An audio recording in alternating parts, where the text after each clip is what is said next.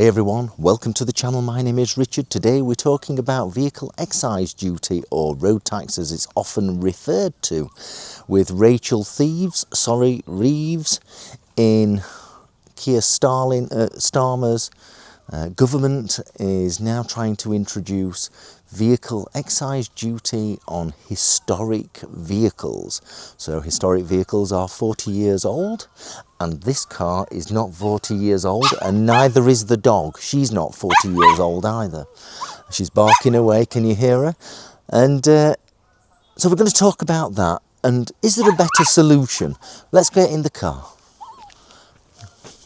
Hey Susie, come on, sit back, jump over. No, puppy dog. Let's mount this DJI Nano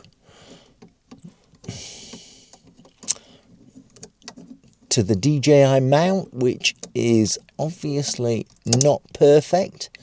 There we go. It's now done. Let's kickstart the Mercedes. Let's transfer the microphone to here. Is it still working? It is. Hello Susie, we're talking about vehicle excise duty. And the bigger picture. I've got an idea. I'd like to know what your thoughts are. Comments below. So, generally speaking, when a vehicle in the UK hits the age of 40 years, you are able to register the vehicle as historic. Oops, excuse me. Let's just go past this pony. There we go. Get a view of the pony. Lots of ponies around here. That's why we don't drive particularly fast. Normally. And one of the benefits of historic vehicles when they reach the age of 40 is you don't have to have an annual governmental check called an MOT. In the UK, over in the Middle East, it's called an Istamara. Having lived there in the past, but that's whatever. So Rachel Reeves, or Thieves, in Keir Starmer, their government are thinking about introducing vehicle excise duty again to vehicles that are over the age of 40. That'll be cars, motorcycles, etc, etc. I'm not sure about coaches or trucks. I'm not sure how that works, but it's mainly cars, of which there is an understanding that there is some 3,500 historical categorised vehicles on the road in the UK. 350,000. Yep, these people look after their old cars and they don't have to pay a road tax. If you're abroad, do you pay an annual road tax fee? So the fee for my annual road tax on this Mercedes is about £255, £260. That's how much I have to pay a year. Thus far, it tends to creep up. Every year with the rate of inflation, etc. And that goes to the government to fund things like bombs and all that kind of crap. Yeah, or pay off people that aren't willing to work and things like that. I'm joking there. No, I'm not joking. It's actually true. But anyway, that's another thing.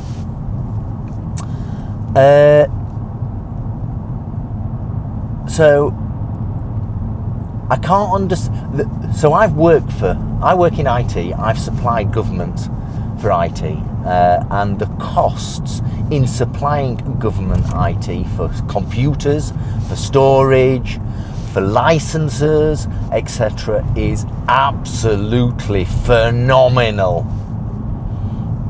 It's absolutely phenomenal.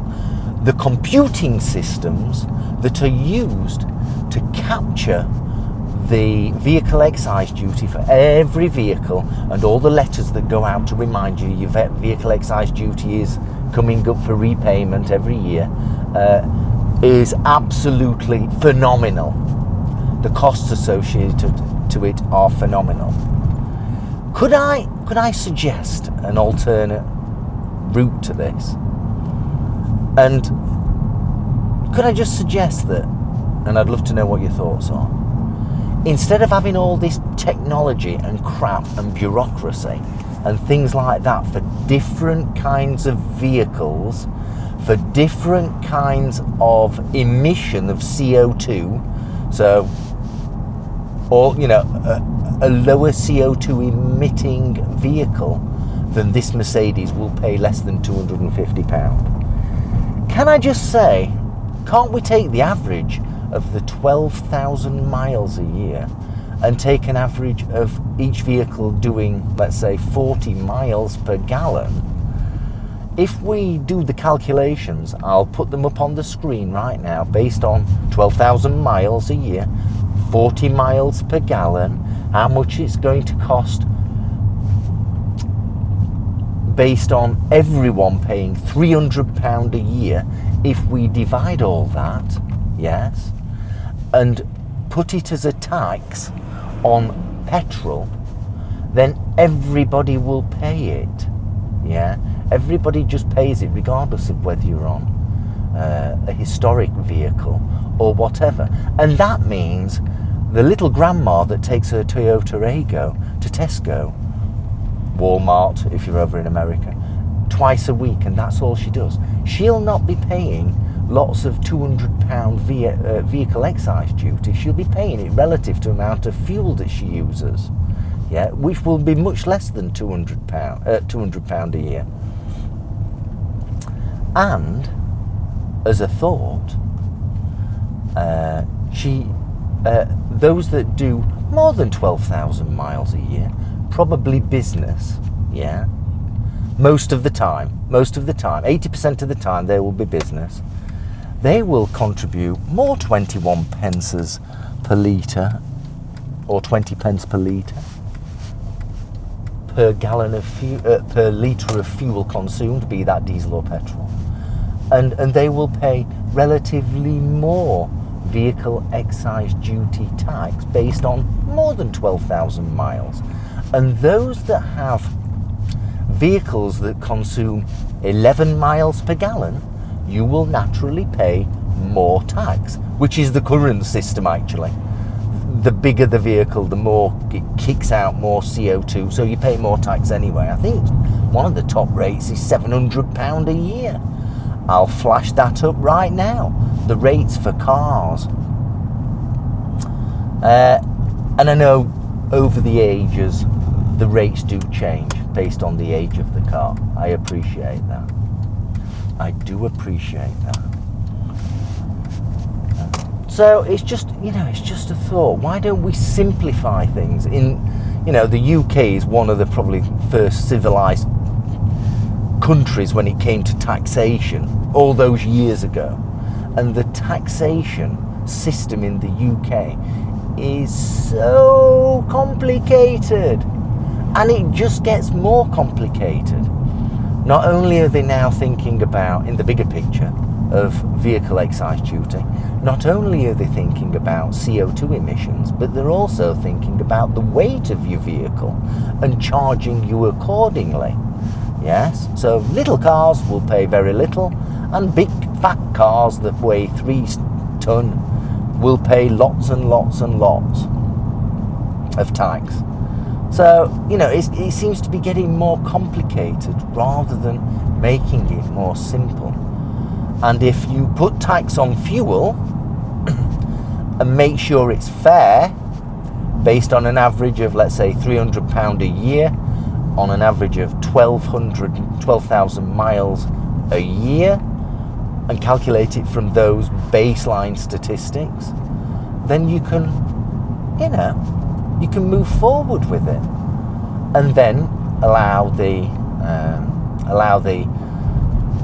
petrol stations, gas stations that that are selling the fuel to be your tax collectors for vehicle excise duty. For vehicle excise duty, you know, I'm just saying. Just passing Drake Hall Prison. This is Drake Hall Prison, and just passing it, and that's where Lucy was held.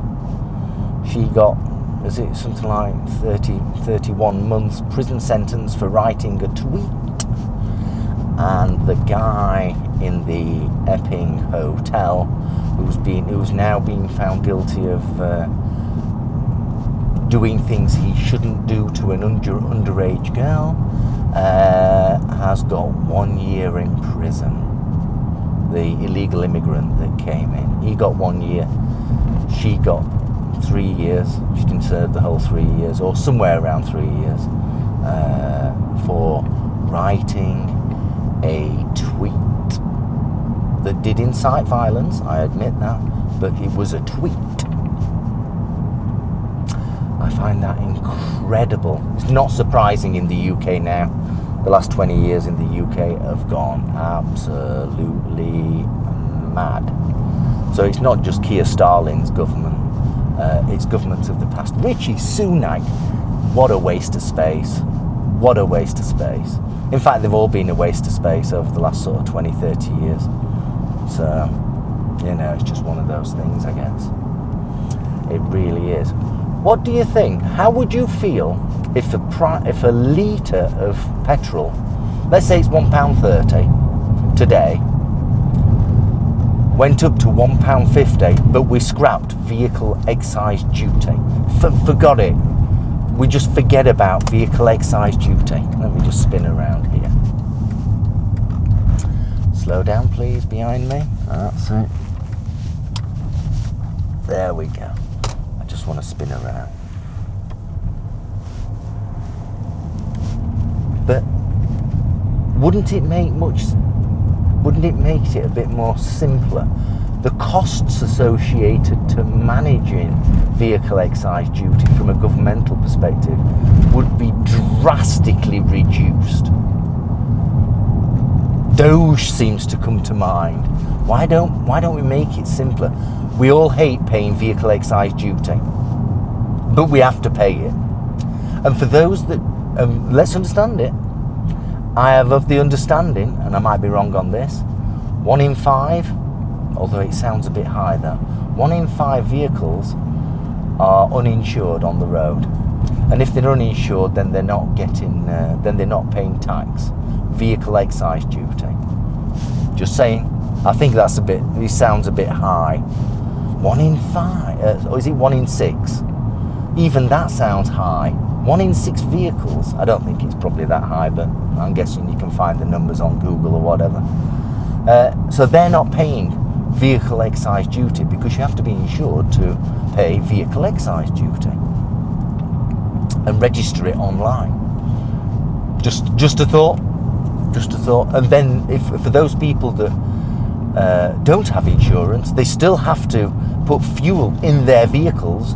So by putting fuel in their vehicles, they're going to have to pay vehicle excise duty through the purchase of said petrol or diesel or gas if you're in America.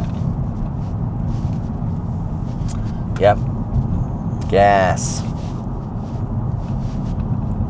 Yeah, there's Drake Hall Prison. Drake Hall Prison. Wow. Never been to prison. Wow, thank God. Wow, it's amazing. Anyway, I'm being distracted by the thoughts of Lucy. And when it comes to Lucy, there's got to be a movie in there. There's got to be a hit movie in her story. There's got to be a book from her of what she's learned. Just saying. Innocent mother posts a silly tweet and ends up in prison. Wow. The land of free speech, as Keir Starmer says. The land of free speech. We welcome free speech. but we don't want to welcome the incitement of violence. I sort of understand that. I sort of understand it. But we all say silly things in the heat of the moment, and she did it in the past of the Stockport, was it not Stockport, Southport killings. However, we don't want to go there. Vehicle excise duty on historic vehicles, waste of time. Rachel Reeves is looking at penny pinching. Now I understand the concept of if you look after the pennies, the pounds will look after themselves. That's utter bullshit. What you want to do is make sure the pounds are working as hard as they can. And forget about the pennies. Or maybe that's due to inflation. My mother used to say that 40, 50 years ago. So through inflation, we focus on the pound and rather than the penny. There we go. So, you know, she should be focusing on getting this country working again, and she isn't, by penny pinching on pathetic things like little minis that have been restored by poor men that have got a little garage. It's just bizarre. A mindset is just bizarre. She's just wasting her time. What she should be doing is creating massive investment to the country. I mean, we've gone through Keir Starmer's over in India at the moment, probably having lots and lots of good times with the Indian government, and this is a good thing.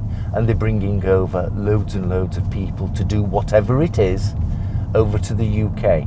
And I guarantee this, 80% of any revenue earned by these Indian companies won't stay in the UK. It goes straight back to India. And for those people that will be employed from the UK, I guarantee their pay will be terrible, relatively speaking. Yeah, I guarantee it. Relative to the rest of the market. I have worked in India. I have worked for Indian companies. I've worked for them as they are suppliers. Done it all. Let's let this van through. Come on, do something. There we are. Wake up. My goodness. Come on, Susie. What do you think? Thoughts below. Vehicle excise duty. Let's put it on the price of petrol and diesel. Let's get rid of it. And then Grandma, who only does 1,000 miles a year in her Toyota Aygo, she'll not pay much tax. And the guys that's got the BMW 5 Series V8 that go running around at 8 o'clock at night at 100 mile an hour in the cities doing stupid things, they'll pay lots more vehicle excise duty because their vehicles consume lots more fuel. Just saying. Doesn't this sound logical? Don't know. You tell me. Anyway, another Tuesday rant. Hope you enjoyed this. Don't forget to please do subscribe if you're not already subscribed. Thank you for those that are already subscribed. I'm nearly at 9,000 subscribers. This is unbelievable. Never thought it'd get like this. Unbelievable. Have a great day, and I shall see you very soon. Comments below. Give the video a like and share it to anybody else that has a similar thought. Using the DJI Nano. Tell me what you think to the video from the DJI Nano. See you soon. Drive safely, ride safely. See you soon. Bye-bye.